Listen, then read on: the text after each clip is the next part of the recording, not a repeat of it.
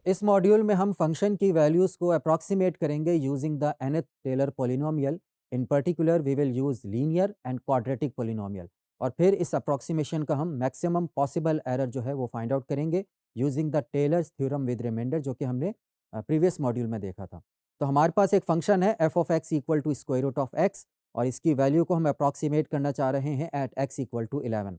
तो हम लोगों ने टेलर्स पॉलिनोमियल यूज़ करना है about a is equal to 8। तो उसके लिए आपको फंक्शन की जो कुछ डेरिवेटिव्स की जो एक्सप्रेशंस हैं वो चाहिए। तो फंक्शन का जो फर्स्ट डेरिवेटिव है वो आपके सामने लिखा हुआ है, इसी तरह जो सेकंड डेरिवेटिव है वो भी लिखा हुआ है। तो आपने क्या करना है, इन डेरिवेटिव्स की वैल्यूज़ को ए इक्वल टू 8 या एक्स इक्वल टू 8 पर कैलकुलेट करेंगे, क्योंकि आपने टेलर पॉलिनोमियल फाइंड आउट करना है about a is equal to 8। तो इन वैल्यूज़, ये फंक्शन की वैल्यूज़ और डेरिवेटिव्स की वैल्यूज़ 8 पर ये आपके सामने यहाँ पर लिखी हुई है। नाउ आपके पास सबसे पहले फर्स्ट जो आपके पास पॉलिनोमियल है लीनियर, जिसको हम कह सकते हैं लीनियर पॉलिनोमियल, हम फाइंड आउट करते हैं अबाउट ए इक्वल टू 8। उसको हम कह सकते हैं कि this is a first Taylor polynomial, जिसको हम P1 से रिप्रेजेंट करते हैं और P1 जो है आपके सामने ये लिखा हुआ है। अब यहाँ पर इस एक्सप्रेशन में आप f ऑफ 8 और f डैश ऑफ 8 इसकी वैल्यूज़ को जब आप पुट करेंगे तो P1 ऑफ x की वैल्यू जो है आपके पास, या फंक्शन की जो वैल्यू है वो फाइंड आउट हो जाएगी। इसी तरह क्वाड्रेटिक जो टेलर पॉलिनोमियल है about a is equal to 8, उसका फार्मूला आपके सामने है। यहाँ पर f of 8, f dash of 8 और इसका जो डबल डेरिवेटिव है फंक्शन का एट x इक्वल टू 8, ये हमने ऑलरेडी फाइंड आउट किया हुआ है। इन वैल्यूज़ का आप यहाँ पर सब्स्टिट्यूट करेंगे तो जो P2x है उसका जो एक्सप्रेशन है वो आपके सामने यहाँ पर आ गया। नाउ अब आपने क्या करना है, P1x और जो P2x आपने फाइंड आउट कर लिया है। इन एक्सप्रेशंस को यूज़ करके फंक्शन की वैल्यूज़ को आपने अप्रॉक्सीमेट करना है एट x इक्वल टू 11। तो चलें सबसे पहले हम देखते हैं कि लीनियर अप्रॉक्सीमेशन क्या है। तो लीनियर अप्रॉक्सीमेशन के लिए P1 ऑफ x में आप x को 11 सब्स्टिट्यूट करें। So P1 of 11 is approximately equal to 3.358 and so on. इसी तरह जब आप क्वाड्रेटिक एक्सप्रेशन की अप्रॉक्सीमेशन की बात करेंगे तो उसमें आपने क्या करना है, P2 ऑफ x, उसमें x की जगह 11 सब्स्टिट्यूट करें। So P2 of 11 is approximately is equal to 3.309038 and so on. Comparison के लिए मैंने आप लोगों को स्क्वायर रूट ऑफ 11 उसकी एग्जैक्ट वैल्यू लिखी हुई है, विच इज़ 3.3166247904।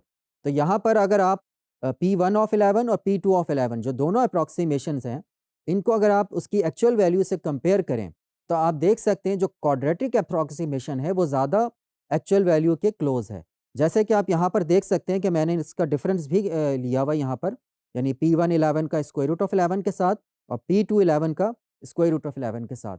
दोनों डिफरेंसेस को आप देखें कि सबसे जो स्मॉलेस्ट डिफरेंस है वो P2 के साथ आ रहा है।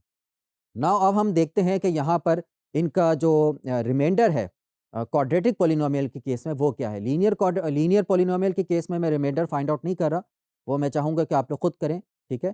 क्वाड्रेटिक पॉलिनोमियल के केस में रिमाइंडर का जो फार्मूला होगा वो R2x होगा और वो बराबर होगा third derivative of a function at c where c is any value between 8 and 11, ठीक है। वैसे तो 8 एंड x है, लेकिन x हमने यहाँ पर क्या लिया हुआ है, 11 लिया हुआ है और divided by 3 factorial into x minus 8 raise to power 3।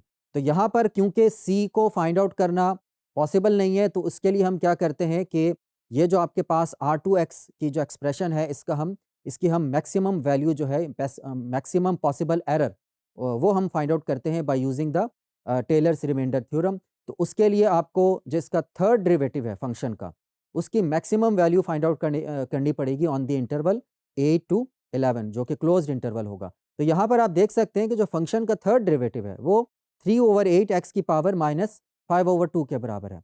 अब क्योंकि एक्स की जो पावर है यहाँ पर नेगेटिव है, तो आप देख सकते हैं कि this is a decreasing function. तो इसकी जो मैक्सिमम वैल्यू होगी वो x इक्वल टू 8 पर आएगी on the closed interval 8 to 11। So इसका मतलब है जो कैपिटल M है वो किसके बराबर होगा, third derivative of a function at x equal to 8, और वो अप्रॉक्सीमेटली बराबर है 0.00207।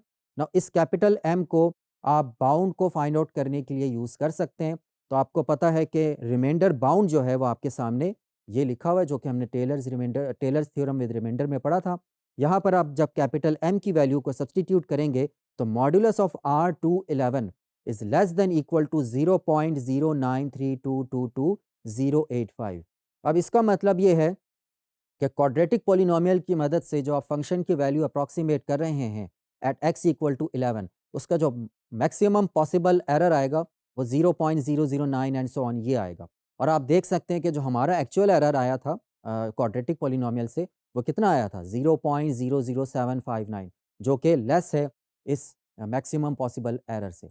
नाउ एग्जांपल नंबर 2 करते हैं कि यूज़ लीनियर एंड क्वाड्रेटिक या क्यूबिक भी आप यूज़ कर लें Taylor polynomials to estimate sine 0.3, यानी साइन एक्स की वैल्यू को आपने अप्रॉक्सीमेट करनी है एट एक्स इक्वल टू 0.3। तो यहाँ पर आपने फंक्शन को लेना है साइन एक्स, और क्योंकि हमने टेलर्स थ्योरम यूज़ करना है to find the upper bound, तो आपको फंक्शन की कुछ जो है वैल्यूज़ चाहिए, फंक्शन की वैल्यू चाहिए आपको एक्स इक्वल टू 0 पर। यहाँ पर बेसिकली हम जो टेलर पॉलिनोमियल हम फाइंड आउट करेंगे वो एक्स इक्वल टू या ए इक्वल टू 0 के अराउंड फाइंड आउट करेंगे, या आप कह लें उसको मैक्लैरेन पॉलिनोमियल हम फाइंड आउट करना चाह रहे हैं। तो उसके लिए फंक्शन के जो कुछ डेरिवेटिव्स हैं वो हमने फाइंड आउट कर लिए हैं, फर्स्ट डेरिवेटिव, सेकंड डेरिवेटिव और थर्ड डेरिवेटिव, और इनकी वैल्यूज़ हमने एक्स इक्वल टू 0 पर फाइंड आउट कर लिया है।